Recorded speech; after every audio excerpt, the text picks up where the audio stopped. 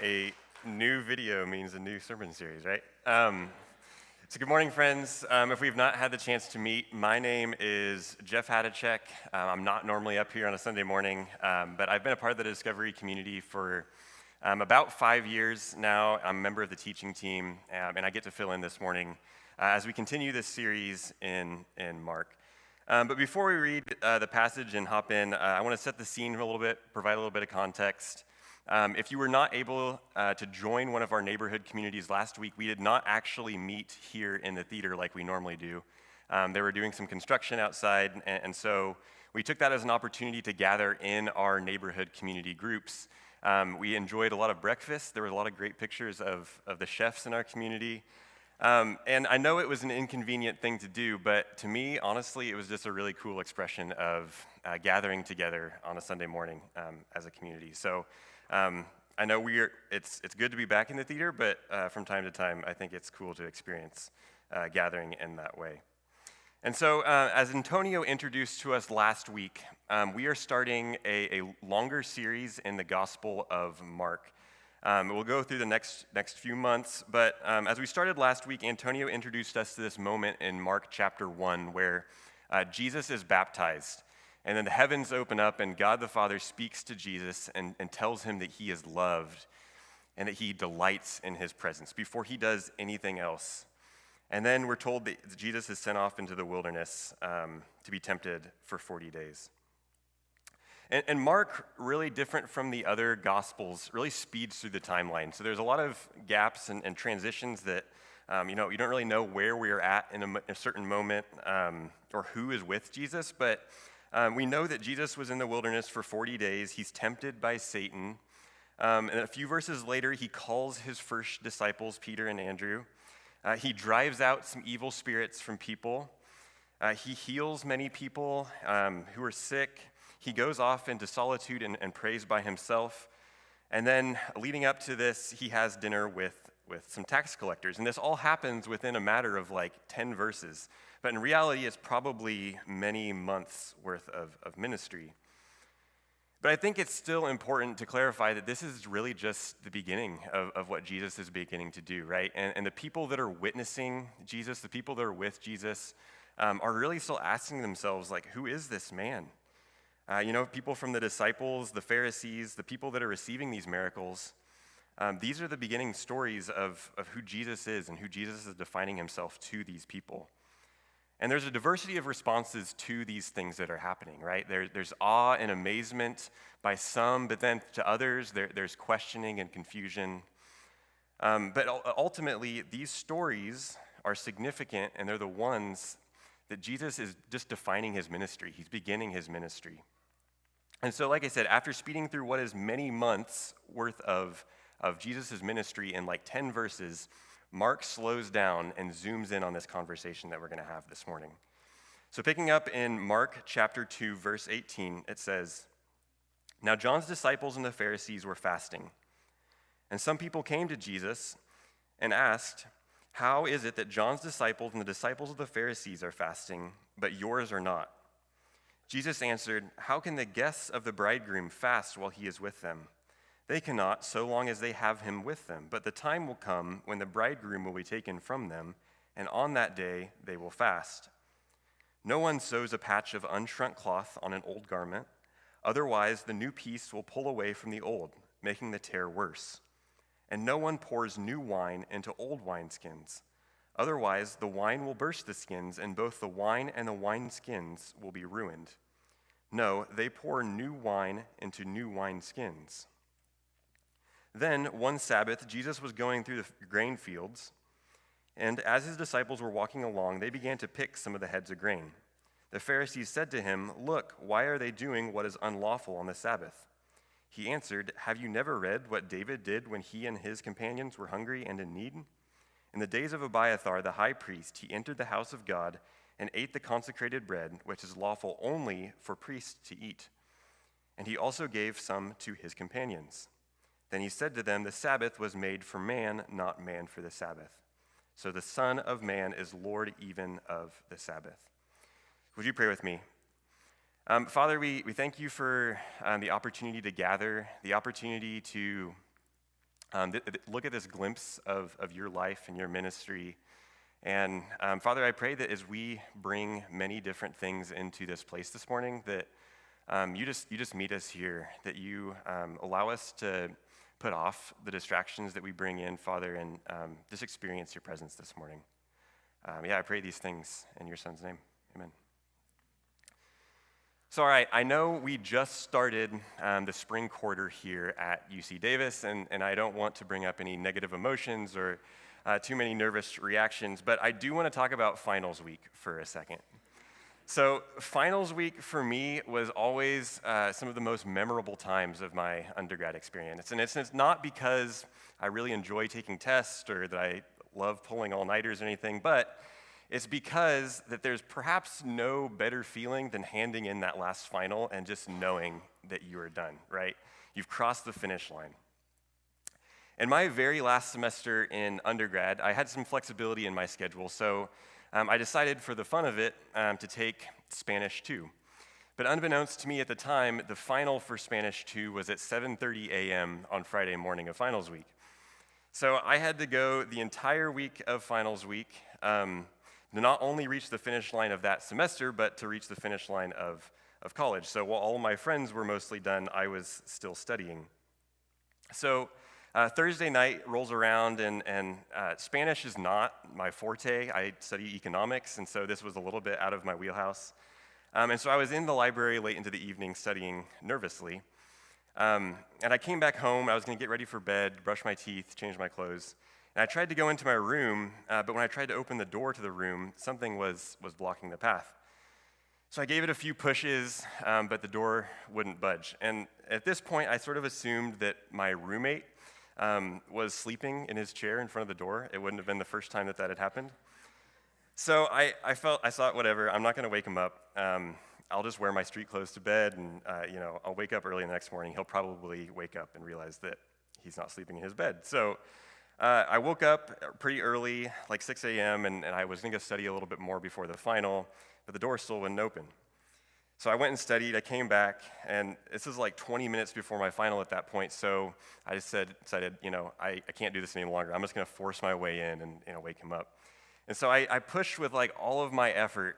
I opened the door just enough to get my head in, and this is what I saw. So my friends, who I might add were done with finals for most of this week, had stacked like 50 chairs in front of the door, which opens inward, and then they had climbed out the second-story window, which is kind of there behind. You can see on the mirror. They took a picture to document their evidence. But, so at this point, I was very upset. I said I get nervous about finals, and Spanish especially, and they knew that as well. But my loyal friends who know me decided to mess with me. And so I can laugh about it now, but at the moment, I was pretty nervous. So I tell this story because finals week is this juxtaposition of stress and anxiety, but on the other side of it, there is this relaxation and this understanding that you are done, right? You've crossed the finish line. And it brings about emotions like nervousness and stress that causes you to pull all-nighters and those kinds of things. But then on the other side of it, there are people who are done who are pulling pranks on their friends, right? And so for me, there's no clearer moment where you flip that switch, and when you're on, you're studying really hard, you're working really, really hard, but then once that turns off, you know that you're free for at least a few weeks until the next semester starts. And looking back on the span of my life when I've been a student, I recognize that this pattern is pretty formational in how I move throughout seasons. It's this pattern where I expect this segmentation of time passing. And I don't think this is necessarily isolated to being a student, right? There's, on Friday on Twitter, I have friends who retweet Daniel Craig announcing the weekend. Or there's memes like slams laptop shut till Monday. So I think we all collectively feel this relief, right? Once we get and we know that our work is done for at least a short period of time. And ultimately, I think what this leads to us, and there's a voice that tells us that there's an appropriate time to work, and then there's an appropriate time to rest. There's an appropriate time to run errands, right? There's an appropriate time to take vacation. And so I'm currently still a graduate student here at UC Davis, and I'm about to graduate again. And in the fall, I will start a job as a professor. And in academia and in some other professions, I didn't expect to get the applause, no. But in some other professions, there's this thing available called a sabbatical. And now a sabbatical is a time, if you're not aware, is you basically get to take an extended period of time, sometimes up to a year, completely off, right? You're free from some of your obligations, like your normal reoccurring things in your schedule, like meetings, serving on committees, teaching classes. And usually professors go off and live someplace exotic, someplace of their choosing that they want to live. And you still get paid through all of it. So that sounds pretty great. I don't think there's any of us who would deny that, right, if it was given the opportunity to us. But the thing is that you actually still have to work during your sabbatical. And you only earn a sabbatical if you've worked hard enough and long enough to get to the point to prove that you've earned a sabbatical, right? So it's this pattern of work, work, work, and then at some point in the future, you know that you can maybe cash in. But even when you're on your sabbatical, you still have to prove that you use the sabbatical effectively enough so that in 10 more years, you can take a sabbatical again, right? So again, it's this appropriate time to rest, an appropriate time to work, and it creates this transactional process where even free time is not necessarily free, right? You have to earn that time off. You have to earn the right to rest. And now this segmentation isn't inherently unhealthy. It's good to have boundaries between work and rest, right? But what happens when we allow every aspect of our lives to reflect this segmentation or this transactionality that happens? Things like our friendships, our well-being, even our religion. Now, I think that this passage in Mark speaks to that question this morning. And I use this example of sabbaticals at the end because the root word for sabbaticals is to Sabbath, right? But the sabbatical that the Sabbath that Jesus is talking about here and the sabbatical in the academic sense, I'll argue are very disjoint concepts, right? Like I said, in an academic sense, you have to earn your sabbatical. There's this transactional process that takes place. There's an appropriate time and a way that it should look. Whereas Jesus, talking about Sabbath and fasting and a lot of the other practices, are meant to be relational. So I want to take a moment and acknowledge that I think there's a reason that Mark slows down and talks about these interactions and these spiritual disciplines in particular, Sabbath and fasting. So we here at Discovery, once a year, it's our goal to go through all of the practices in a calendar year. And so this isn't necessarily an all-inclusive list of those practices, but in a year, we try to cover the practice of reading scripture, of confession, of prayer, of outreach, encouragement, and then Sabbath and fasting. And I think it's interesting that the first 5 of those practices are all active practices. You know, there's an active verb associated with those practices. There's something you have to do, you know, right? To read scripture is to read. To confess is, to practice a confession is to confess, right? The practice of prayer is to pray. But Sabbath and fasting, on the other hand, are practices of abstaining.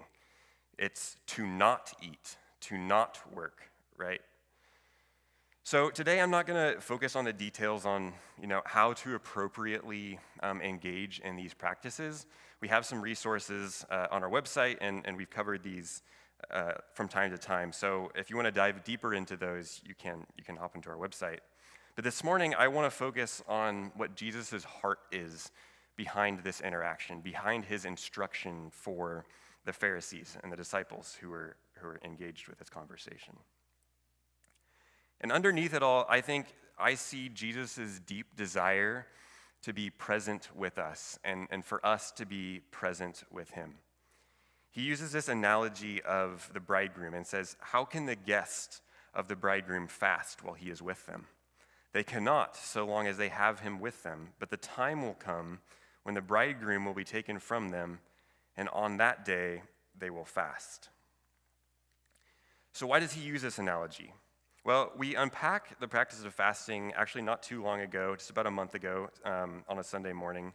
And one of the things that we discussed was that people fast to disconnect from the things that get a hold of them or overtake them, and to shift their attention on God, right? So my wife and I got married in 2021, and so we will forever be a part of the cohort of couples who navigated planning their wedding around the COVID-19 pandemic. And one of the decisions that we had to make was limiting the in-person attendance at our wedding. So, we could not invite as many people as we would have liked to the in-person ceremony.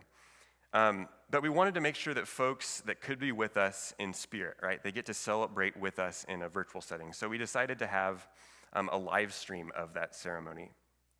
So if you'll indulge me for a second, the live stream of our wedding is a bit like the disciples of John or the disciples of the Pharisees who were engaging in this fast, right? That's first referenced at the beginning of the passage. But how silly would it be if one of our wedding guests was watching both the live stream and attending the ceremony in person, right? When they would be sitting there looking at this pixelated image on their phone and listening to the wind blow into the microphone when the actual thing is happening right around them, right? And in fact, it would actually sort of undermine the purpose of the ceremony, the purpose of the celebration, that they would be disconnected from the people that were around them, right? And it would create a distraction. So even though we created the live stream of our wedding as an intent to connect people that were far away and with relationships in mind, in the context of the celebration itself, it can be used as a tool of distraction and a tool of disconnect. So that's a silly example. No one actually did that at our wedding, as far as I'm concerned. But the thing is, that's kind of Jesus' point here too, right? Is that he's saying if you truly knew who I am, you wouldn't be fasting. Even though this practice of fasting can be used for good, it can be used for a deeper relationship with God. It can also be made into unhelpful things, right? Like things like self-righteousness, or used with a certain intent in mind, like to fast with a certain outcome in mind. And so we have historically, both the Pharisees 2,000 years ago and in different ways us today, have a tendency to make these religious practices transactional. So whether we use them as tools of self-righteousness, or we make them, we do them with a certain focus, or like an agreement in mind, like I'll fast if I get this outcome. When God's true desire for them is to be relational. And when spiritual practices become a transactional part of our lives, that's something that we just do because it's that day of the week or that season of the year, it really undermines the practice in the first place, I'd argue. And one example of this in Scripture, we can look back into Isaiah 58, and Isaiah is speaking to the nation of Israel about the practice of their fasting. And verse 2 says, "For day after day they seek me out. They seem eager to know my ways, as if they were a nation that does what is right and has not forsaken the commands of its God. Why have we fasted, they say, and you have not seen it? We have humbled ourselves, and you have not noticed." Okay, so we can notice and we can pick up that Israel on the surface is doing everything right. They're checking all the boxes, right? But then Isaiah goes on to say, "Yet on this day of your fasting, you do as you please and exploit your workers. Your fasting ends in quarreling and strife and in striking each other with wicked fists. You cannot fast as you do today and expect your voice to be heard on high. Is this the kind of fast that I have chosen? Only a day for people to humble themselves? Is it only for borrowing one's head like a reed and for lying in sackcloth and ashes? Is that what you call a fast, a day acceptable to the Lord? Is not the kind of fasting that I have chosen to loose the chains of injustice and untie the cords of the yoke, to set the oppressed free and break every yoke? Is it not to share your food with the hungry and provide the poor wanderer with shelter? When you see the naked, clothe them, and do not turn away from your own flesh and blood. Then your light will break forth like the dawn, and your healing will quickly appear. Then your righteousness will go before you, and the glory of the Lord will be your rear guard. Then you will call, and the Lord will answer. You will cry for help, and he will say, 'Here I am.'" So I think it's so interesting that hundreds of years before Jesus even had this interaction with the disciples, that Isaiah is talking to the nation of Israel about this same pattern, right? And Isaiah is identifying this danger of the practice of fasting in a way that it's transactional, right? They follow all the right steps, but yet they feel unseen by God. And look what's happening as a result. Their workers are being exploited. They are oppressed. They are fighting amongst each other, whereas God's vision for fasting breaks the chains of injustice. It feeds the hungry. It clothes the naked. And at its core is relational, right? And not only is fasting for our own relationship with God, but it's for us to care for the relationships with others in our community. Now, returning to the end of Mark 2, Jesus puts sort of an exclamation point on this conversation by saying, "The Sabbath was made for man, not man for the Sabbath. So the Son of Man is Lord even of the Sabbath." So we fast and we Sabbath for healthy relationships with God, a healthy relationship with ourselves, and a healthy relationship with other people. And I want to kind of put a bow on this conversation this morning and talk about this analogy of new wine in old wineskins, right? Now, there have been seasons of my life where I felt pulled in a lot of different directions, where I felt like every hour of my week is kind of spoken for. And maybe for all intents and purposes, on the surface, it looks like I'm checking all the right, following all the right steps, right? I maybe one of those things in my schedule is an hour at church on Sunday morning, or a weekly Bible study, or even having my regular scheduled quiet times in the morning, right? But it's in those seasons where I'm feeling stretched that even after I step out of those spaces, my mind is on something else. My presence is on something else. And for me personally, those seasons, I feel like an old wineskin. Jesus' presence and his goodness is that new wine, but to be frank, it's hard for me to be filled up, right? It's hard for me to receive that new wine. And it may be by definition's purposes that I still am a wineskin. I'm still a vessel that needs to be filled up. But for whatever reason, those spaces and those periods that are normally are filling, I simply walk away empty and exhausted. And I think Jesus is speaking to that in this passage this morning. This new wine is Jesus' presence. He's with the disciples in body. But I think too often we try to shove the time that we spend with Jesus in a box, or we make that time bend around our schedules, or we put parameters and rigidity around it. But that's far from Jesus' spirit behind his instruction and behind these practices. So the last thought I want to share this morning is sort of a merging of Antonio's message last week and looking at Mark 2 this morning. But I think our intention in how we approach things like spiritual practices can really shape our identity. Perhaps the Pharisees' transactional approach to Sabbath and fasting comes from a place or a voice that tells them, "You are what you do." And last week we looked at this passage where God the Father speaks words of encouragement to Jesus before he does anything, before he heals any people, before he has dinner with tax collectors. God reminds him who he is. If we think back to one of Antonio's questions that he asked, he said, "What voices are we listening to? Are we listening to a voice that says, 'You are what you do'? Are we working towards a place where we can say with confidence that a relationship reminds us who we are? It reminds us of our identity. A relationship with Jesus that reminds us that we are loved and that God delights in us before we ever do anything, before we fast, or before we Sabbath." And I'll invite the band back up now at this point. But as I was preparing for this message, I really felt some things that were good news to me personally, and a few invitations that I think Jesus is making in this passage. And so I hope maybe they can be good news for you as well. First, I believe there's an invitation in this passage to take inventory. Take inventory of what it is that our body and our spirit are telling us. Do we need to slow down? Do we need food? Are there people around us that could use that same care, or just even time and presence? Second, I think there's an invitation to nurture ourselves and nurture others. Once we've taken stock, once we've taken inventory, we can maybe assess the best ways to give ourselves those things that we feel we are lacking. For some of us, myself included, this might seem like a selfish act. But like I said, what happens when you feel stretched and what happens when you ignore your own needs is that you actually end up being an old wineskin, right?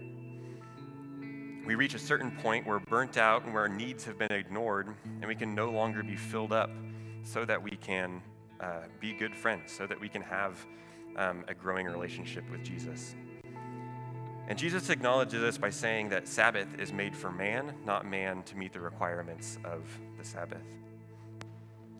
And lastly, I think there's an invitation here to just abstain and be present with him. You know, I think this is a pretty radical invitation for us because we're often communicated the message that we need to do more to earn favor, right? It's that voice that's saying, you are what you do. But even to get to the point where we can just rest and enjoy his presence, Jesus is telling us that no, there's nothing that you have to do to earn that time with me. Just abstain and be present. So we end today like we do every week. We're going to take communion together. But this morning, I think there's just an invitation for us. And I think there's a significance in the fact that this meal and this practice of taking communion is a meal, right? That the most personal and intimate time that Jesus shares with his disciples is gathered around a table, having conversation in remembrance and sharing bread and juice together. And so as we take communion today, friends, I just want us to reflect and sit with that reality that God, the creator of the universe, desires to be with us and to be present with us. And he created this opportunity to share communion with us thousands of years later. So friends, when you're ready, come and take from the stations around, and let's worship together.